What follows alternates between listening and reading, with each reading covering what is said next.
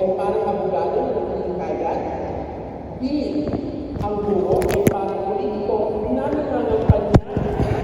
C.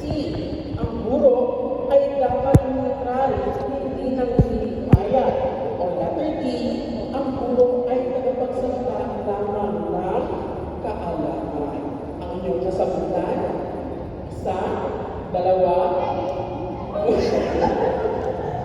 isa, dalawa, tatlo. Larga naman po. Isa, dalawa, larga. Okay, Miss Kathleen, ano ay iyong sagutan? Maraming salamat sa pagpili sa akin. So sa tingin ko, ang sagot sa tanong mo ay letter A. Ang guro ay naging kalat, something like that. Naniniwala ako yun ang sagot. Katulad ng mga abogado, kinakailangan namin ng guro ng retorika upang makikaya at upang maunawaan ang kanyang mga mag-aaral at akaralan. Maraming salamat sa iyong kasagutan, Miss Kathleen. Ngayon, dumamo na tayo sa ating pangalawang kasagutan. Kamahan sa Yuni.